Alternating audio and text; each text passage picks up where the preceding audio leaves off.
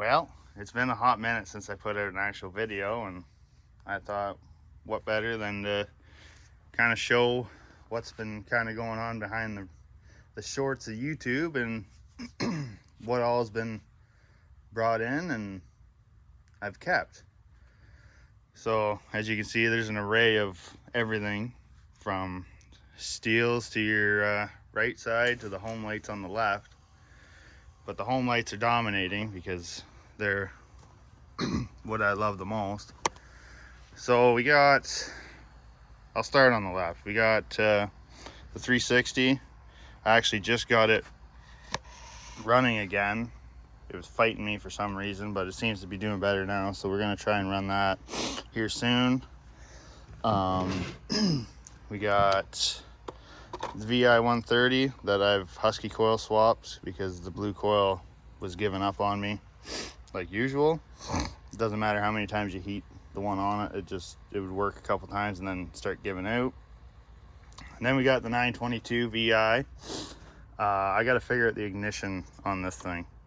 It's a nice saw, really nice. I haven't even got to run it yet. It started it started good and all that. I put one crank seal in it, and then the ignition box or the ignition module went out of it, and I put a new ignition module out of it, and now it seems like the coil itself is out of it. So I think I'm just going to buy a new ignition module and coil and just put that in it and see if that fixes it and gets it up and running, because I love running the big home light saws.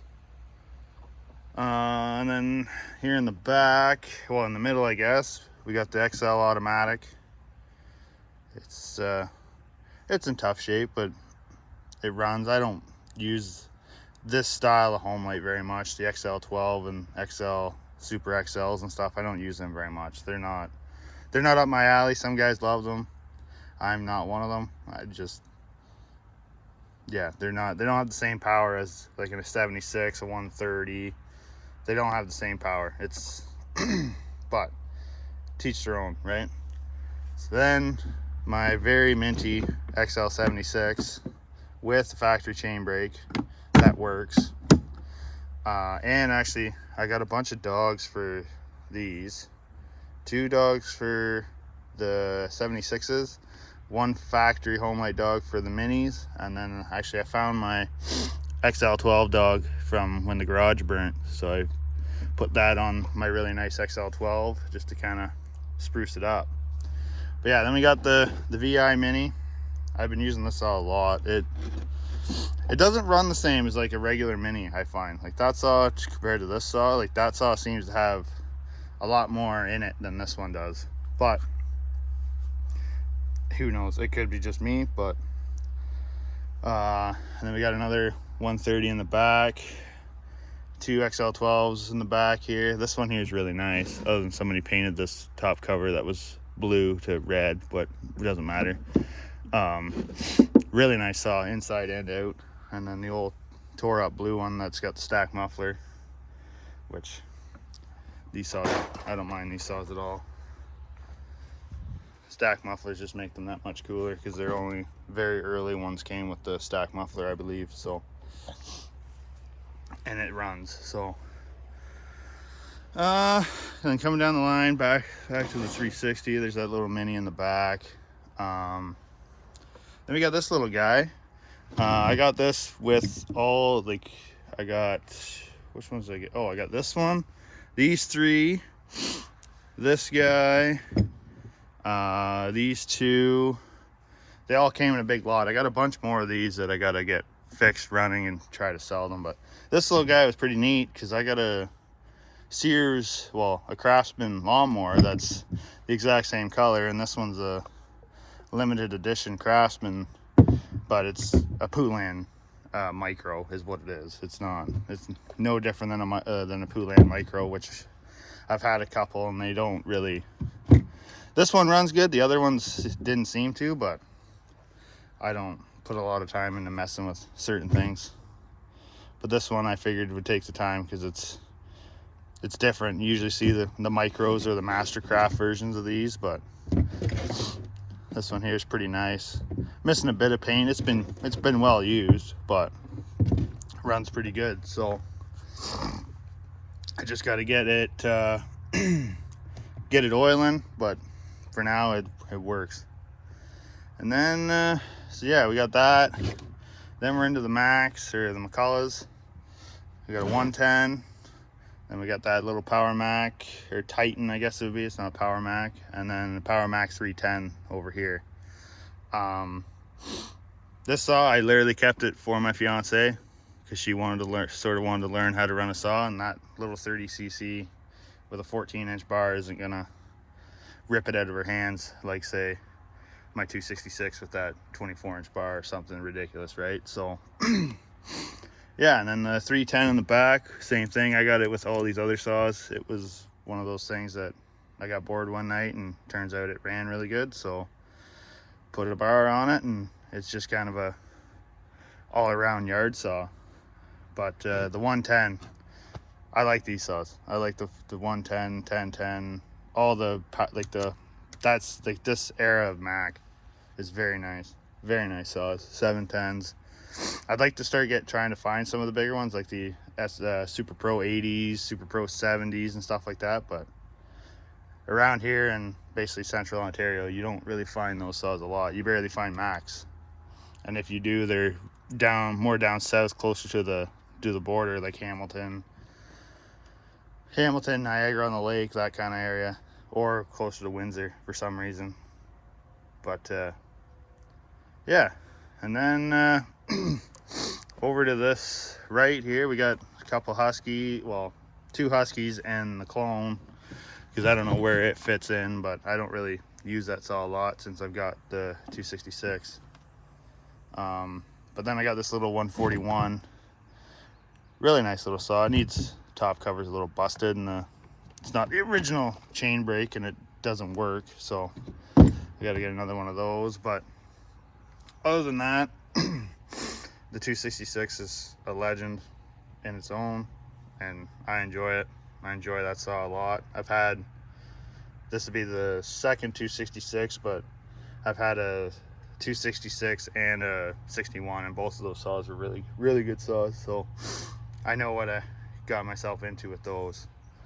The 141, like I said, I gotta get a new chain brake for it and tensioner, and then I can put a bar on it and actually try it out. But it seems to run really well, really high RPM saw, which apparently that's what they're known for. So and then yeah, lastly, on the collection kind of thing here, I got these two Steels, 041 AV and then the 032 AV. I want to try this is only 50cc, but this one, the 041, I want to try it with a longer bar, but I don't have any large steel mount bars. My brother said he's going to bring his 25-inch off of his 462 over, put that on it, and we'll see what she can do. It seems to have a lot of power. Like, this saw came with a little 18-inch bar, a little wimpy bar, so I put it on here, and it just plays with that. So, but this saw runs really well. I had to put new fuel lines and everything on it, but it's in really good shape, minus, I don't know if it'll come up. Oh, it will come up. Somebody's spray painted in their garage at some time, and it's took the brunt of spray painting and then paint drip on it and stuff. But other than that, like, there's not really anything broken on that saw at all. It's a very, very nice rendition of it. Emblem's still there, the top plate's still there, nothing's broke. Just needs a good cleanup to bring it back around. And then this is more of an example of a well-used saw. Still very good, still very, like, fairly strong. Only 50cc, so it limits itself when you're cutting the blocks like I do, because I like running bigger saws. But runs really good. Chain brake is nice. But yeah, I don't have much time on these two. Like I said, I want to run this with a larger bar. This one, it's just neat to have. I've never These old school steels like this, you don't see them. You usually see like your 034 series, like the newer series of these. So like your 034 to 046 series around here, 026s, 260s. That era saw is very common in my part of the country, I guess. Where these are not very common. Macs are not very common. Even Huskies aren't super common around here, because I think there's more steel dealerships than Husky dealerships around here. Even though there's a Husky dealership literally 5 to 10 minutes away from me, but even still. But yeah. But most of the focus is over here in the red/blue section over here, because that's where my heart is. That's where I got my start into chainsaws. I had what did I have? I had a VI 130 that my grandpa ran his whole life. And actually I made this saw look exactly like it. The only difference was this saw came with a black top cover here, and my grandfather's had a red one that was off of, well, it came factory like that for some reason. But so this saw is basically taking the spot of that saw because it was in the garage when it burnt. So yeah, this one, yeah, it'll stay. All of these will stay. I don't usually get rid of saws because I'm a hoarder, but I want to start getting more Macs. I'd like to find some more oddball home lights. Like, I'm very tempted. I want to find like a 1020 or something, 100cc, big chassis home light, or even that era, or like that style saw, but like C51, C91, any of that kind of stuff.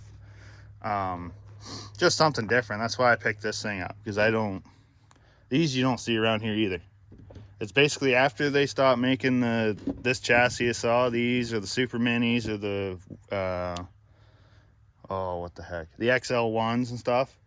Basically after those got, like after home light kind of was done with those, you don't see much around here. It's mostly there's a lot of this chassis home light in this area, like in my area. XL12s, Super XL, XL automatics, all that stuff. Those are very common saws. And then these big home lights, only a handful of guys have ever had these around here. I only know, other than myself, I think there's 2 other people I know around that even have one. But obviously there's more saw collectors that I don't know. But they're very, very hard to come by. Very hard to come by. Especially the 922s, I don't think, because they're the 77cc ones. I don't think they're as hard to come by. Like, they are still hard to come by, but the 925s and 923s are very, very hard to come by, because they're the 80cc, same chassis, just 80cc, or 84 or something like that, 84, 85cc, something like that. Don't quote me, but I know quite a bit of knowledge about these things, because this is all I've ever had to play with, because that's what I started with. Actually, I started with, yeah, it was a VI 130, an XL 70 or XL 130, and then I started, the first saw I ever ran that I took under, like, as my own, was a home light Super Mini. It was I think my grandpa found it in a ditch. He stopped, he seen it laying in the ditch. It fell out of some guy's truck. He found it in the ditch and brought it home, and he used it as just around the house, which around the house is basically where I live, because I live in the same place he did. But yeah, so a lot of the stuff, the only reason I have a affection for these is because of him. That's where I got all my saws from when he passed away. So but yeah, for this is it. This is the collection so far. I'm still hunting because I'm a hoarder, but there's always going to be more and more and more. Because I'm pretty sure my fiance counted before my shop burnt. I think she said there was something like 30 something saws in there, and I think I'm only up to, I think there's 19 sitting here. 19 sitting here, and then there's a couple inside, like the 371 still inside. I got to get a top end and stuff for that and start actually putting it together, but I've been busy building this thing up here. So I haven't really been busy. My uncle's been busy, but I've helped out here and there. But the new shop is I'd probably say about 60% done. It's all side, like it just needs the bay door put in it and then wire it up, finish the inside, and then she's ready to roll. But that'll be, probably won't be till September or something. But so I've been working out of the Secan shop here, which is very untidy. There's a bunch of saws in there. I got a bunch of, me and my buddy that has the Pioneers bought a couple Remington Batnams and stuff like that. Actually, they came with all this stuff here. It was all in a bin and we bought them all. So but I don't know, 15 almost 16 minutes to be just rambling on about nothing, because that's technically what I do all the time. But yeah, that's it. If anybody was interested, I know we're almost to 100 subscribers, which is pretty sweet. I didn't think it would take off like that. I just do this because a lot of these things that nobody sees, like especially these old girls here, they don't see these much unless you're watching probably like Buck and Billy Ray or something like that, because he has a bunch of these and he has Max and Huskies and he has all the stuff, right? But I like bringing these old girls to light, and they're not just because they're old, they're not slouches, that's for sure. They know how to, like, they cut pretty good for their age. And honestly, this is my opinion, but there really isn't a better 58cc saw in my opinion than these. For power to weight to torque, these things rip a bar. But on that, little video for you is just to kind of see what has been going on. I'm going to run that 360 at some point. I'll have that up as a short, as I usually do with stuff.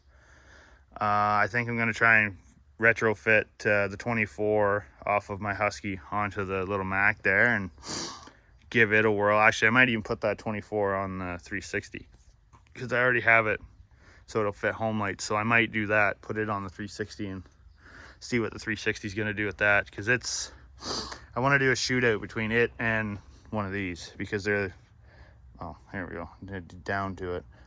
These here are both the same size. They're both 50, I think these are 58 and these might be 56 or 57, I don't know, but they're very close. But these took their place, so I want to see what those two will do head to head. Same bar and chain. I'll probably just run 20s on them.